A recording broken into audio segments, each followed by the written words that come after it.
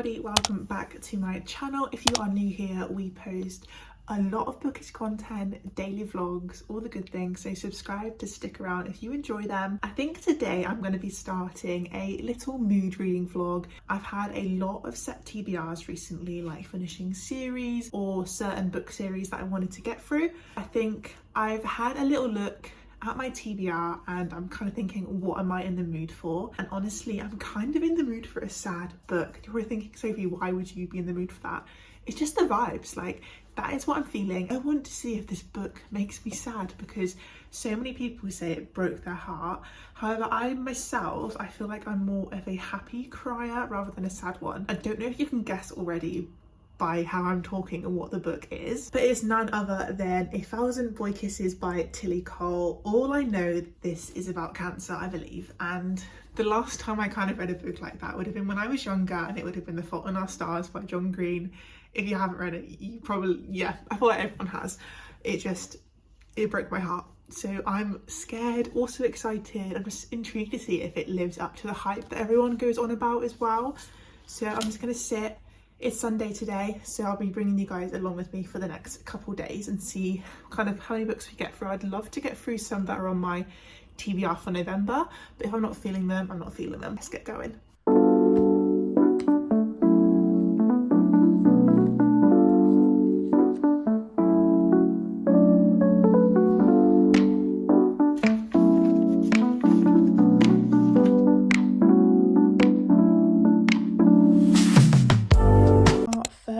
Reading update for 1,000 Boy Kisses. I am on page 100 now, so I've been introduced to our main characters, Rune and Poppy, and they basically met when they were super young, probably about 5 years old I think it was, and we kind of follow them a few years. So each chapter will go from like 5 years old to like 8 and then 15, and then at 15 years old, Rune is basically from Norway, so he moved to America, spent his, the next 10 years there, and then they had to move back. So by this point, these two are madly in love, and the title kind of comes from the premise that Poppy lost her grandma when she was younger, and she gave her this challenge, and she gave her this jar, and she has to fill it with 1,000 spine-tingling boy kisses. So obviously, I think by the time Rune leaves, they have like 300 kisses in there or so, and it's so cute. I'm really enjoying it. Although, can we just talk about how small that writing is? It's irritatingly small, but we're going to let it off because I'm really enjoying the book so far and I'm excited to see where it goes. So Rune has just come back and they're kind of on a non-speaking terms because Poppy basically cut him off for some reason, we don't know yet. Yeah, she cut him off to protect him for some reason. So I'm intrigued to find out what that is and how they're going to reconcile this. But overall, my thoughts are, I'm really liking it and it's giving super good vibes, like the tingly feelings,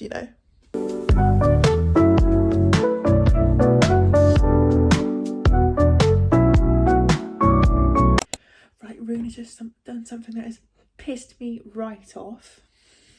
I gave him the benefit of the doubt because he's come back as like this moody 17-year-old, all the issues of the world like on his shoulders, but bro's just disrespected me.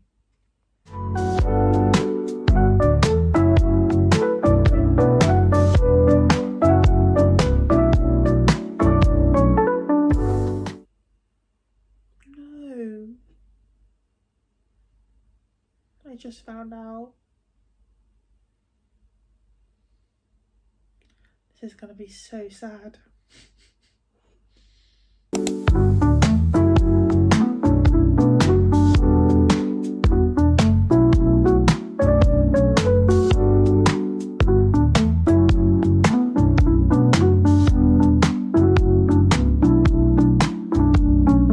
Hello, I cut my hair, guys, and I dyed it.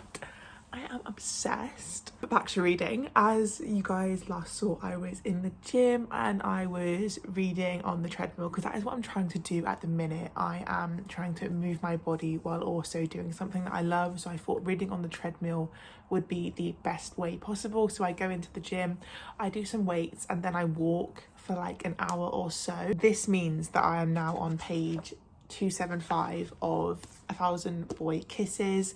So I think it's like 340. So I've got about 70 pages left. Gonna finish this with you guys now. I've got my cup of tea ready. I'm scared for the ending, but also this story is just kind of beautiful. Obviously sad, and it just kind of makes you hate life that things happen to certain people.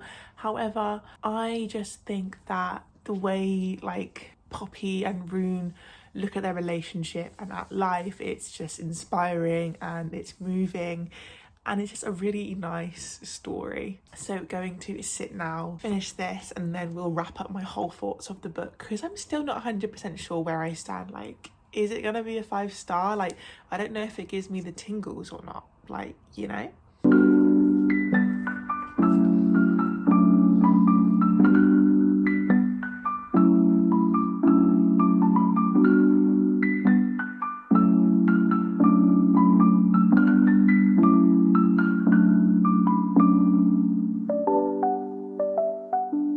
It's definitely time to debrief. I've just finished 1,000 Boy Kisses. I will say a couple tears did leave my eyes, but overall I feel happy. I feel all the emotions. Tilly Cole is an amazing writer. If you haven't picked this up, I definitely recommend. It's heartbreaking, but there is so much to learn about life and grief and just making the little moments count, and that's what I really resonated with in this book. So I think that's why I'm feeling more of like a bittersweet happiness after finishing it. I don't know where I'm settling on rating wise. I think I'm sitting at like a 4.5 star. I don't know what could have been more, but I just don't have that 5-star feeling. That's all I'll say about it. I loved Rooney, he was so sweet. And Poppy was just a ray of light. Like, I just literally cannot. I'm excited to read the sequel eventually and see how that kind of goes as well. But I'm gonna have a snack now, and then I'm gonna head to the gym and then probably start our next book when I'm walking there.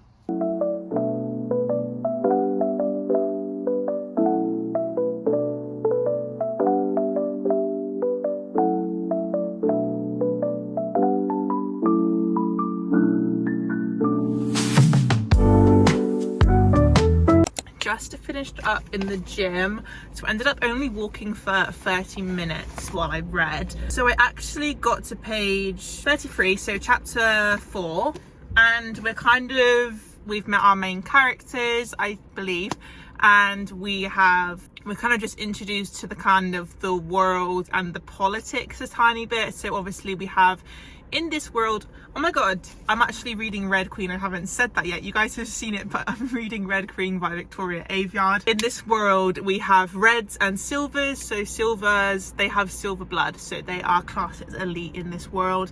And then the reds are just common people. I believe they go to war. I think if they don't have a talent or a skill, they go to war. That's kind of what I've grasped so far. And I will say the start of this is seriously giving the same vibe as Powerless by Lauren Robbins, but I don't mean that in a bad way to this book. I mean that in a bad way towards Powerless, because we started off with this girl where her, you know, closest person to her is like a seamstress, and although I think it definitely is giving a different vibe, even though maybe the premise of the story is the same. However, no hate towards the writing style so far. Can't say I've got attached to any character. Obviously we are only 30 pages in, but I just wanted to update you guys before I head home and carry on.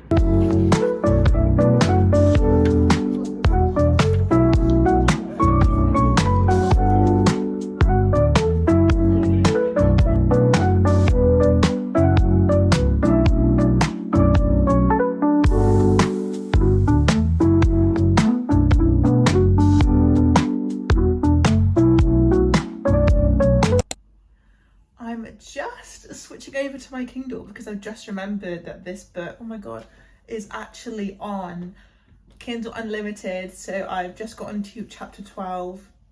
I'm definitely getting into it more than I was at the start. We're very much getting into the plot now, and we basically learn that our main character, and like, why have I forgotten her name?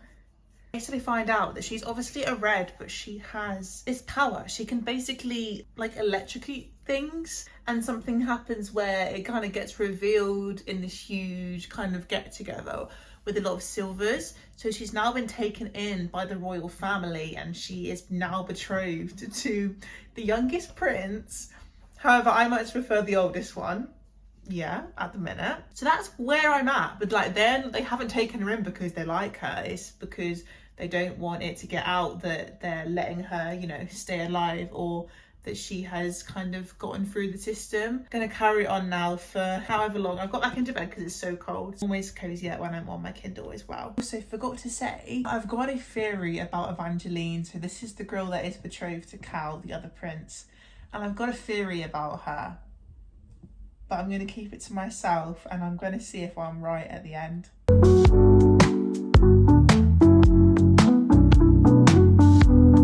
You can't tell me that a man teaching like a peasant girl how to dance in the ballroom is not the most cliche but iconic moment in fantasy series.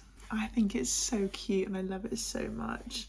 I'm really starting to gain a connection with these characters. I'm 56% in now. I think I'm definitely reading a lot quicker on my Kindle as well. And page wise, I'm on 213. So I've got like 150 left, but I do think that the second book excerpt is in the back of this. So I may even have less than that. I wouldn't say too much is happening. Like, it's very much she's kind of finding her place within court. I know her name is Maeve now, by the way. That took me a while to remember. She's finding her place. She's learning how to deal with her powers, and it's very interesting and it's just very fun. I wouldn't say it's necessarily blowing me away as a book, but obviously we do also have to consider that this is the first book in a series, and I don't know how many books there are actually in it. I'm guessing it's like complete by now because I'm pretty sure this has been out a while. That's my overall thoughts at the minute. I'm basically at the minute just walking around my apartment getting my steps in while reading on my Kindle. That's my favorite thing about Kindle. I'm trying to hit 10,000 steps and we're going to do it at about 7,000 right now. But yeah, gonna carry on now.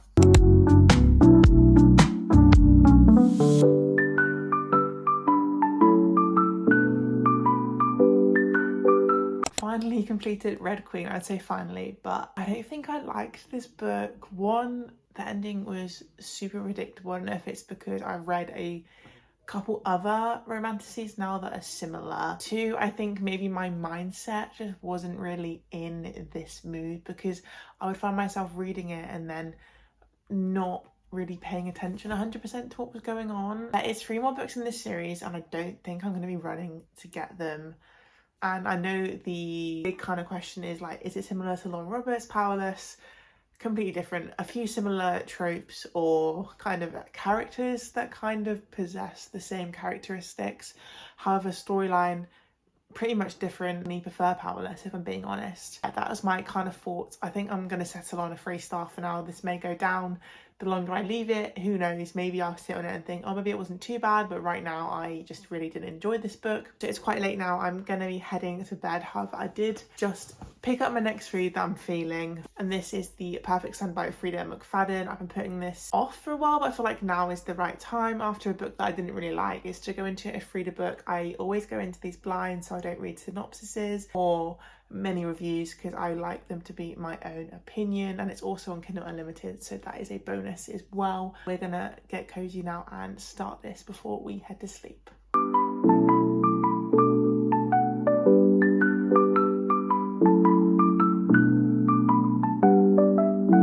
Good evening. I can't remember the last time I saw you guys. I went to the gym last night. I walked on the treadmill for like an hour, so I got to page 68, so that's where I am reading it on my Kindle, although I have the physical copy. I find at night time, especially when I want to get like under a blanket, then the Kindle is definitely the way to go. So kind of where we're at in the story, there isn't actually been that much that has happened. We've kind of just been introduced to the main characters. So we've got our mum, Erica, and then she has 2 kids. And it comes across in a way where she definitely favours her son, and even her daughter can kind of tell that.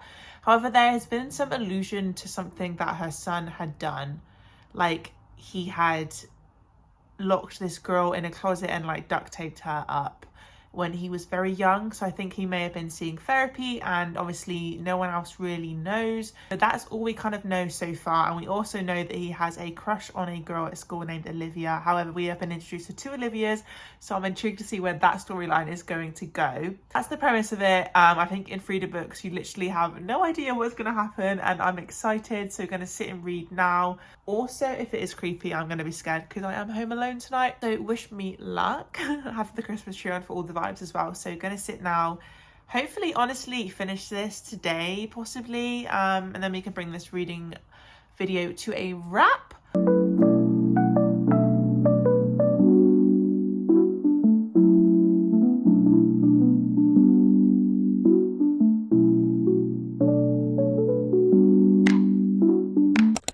Now on page 289 of The Perfect Sun, and that means I'm like 76% of the way through. I can honestly say that I'm really enjoying this one. It's almost as if the ending is obvious, but at the same time it's a Frida book, so I know that it could be super out there and I may not guess it, which will be annoying. We're following the story of this girl that's gone missing. We're led to believe that it's obviously this one person. However, there's going to be a plot twist. We know that there's going to be more to the story than we are given. It's just really good. There's been a few Frida McFadden books that have been hit and miss for me. Obviously, I love The Housemaid, and a couple others that just fell short because of how kind of random they were. This one is super captivating. It's really interesting. I like the different points of views. We're also getting like interviews with the police and stuff like that with different people, so we're learning more about the backstory as well. And yeah, it's fun. It's really enjoyable. Also, look at my Kindle case. So I redid my stickers. My lovely friend Sam got me some like ACOTAR and Fourth Wing stickers. So I put them on my Kindle and I'm obsessed with it. Obviously reading a thriller book now and these are fantasy, but that is my vibe, if you catch my drift. Sit now and finish this. I just wanted to update you guys on where I'm at and how I'm kind of feeling. Who knows kind of what I'll be feeling at the end of it. I feel like with a thriller, the ending always kind of sways my rating in a way, but at the moment it's looking good, to be fair. Good morning everybody. So I actually ended up finishing The Perfect Sun last night and enjoyed it a lot, but the ending did fall short for me once again. Like, wasn't anything really, unless I wasn't paying attention, that really led to that ending. Obviously it was fun. I actually enjoyed like the whole of the book, to be honest. I've settled on a 4-star for it just because of the vibes that it gave me. It was like really suspenseful, and I think the different mix of POVs, as I've said before, really keeps me engaged because I love seeing different thoughts, different point of views, because you kind of get little gaps in the story, and yeah, it just keeps my brain switched on rather than like droning on. And as I will always say, Frida McFadden is the queen of keeping me interested. There isn't many thriller books. I've obviously only read like 6 or 7. However, her ones stand out to me as being super fast paced and they never feel like they're dragging. That is completed, and so is our little mood reading week. Obviously completed 3 books this week, and I think it was a good one overall. Obviously quite disappointed by Red Queen, however did enjoy this one, and then 1,000 Boy Kisses. Excited to read the sequel for that as well, and I'm not sure if I'm going to carry on with the Red Queen series. We will probably wait and see. If there's nothing else to read, which is impossible because the world is full of books and that's my favourite thing about it. But I hope you have enjoyed this video. Please give a like if you have, and subscribe if you want to see my face again. And guys, we have actually hit 1.5k subscribers. Not only that, 1.6k, and I'm over the moon, and yeah, loving every second of it. So I shall see you in the next one.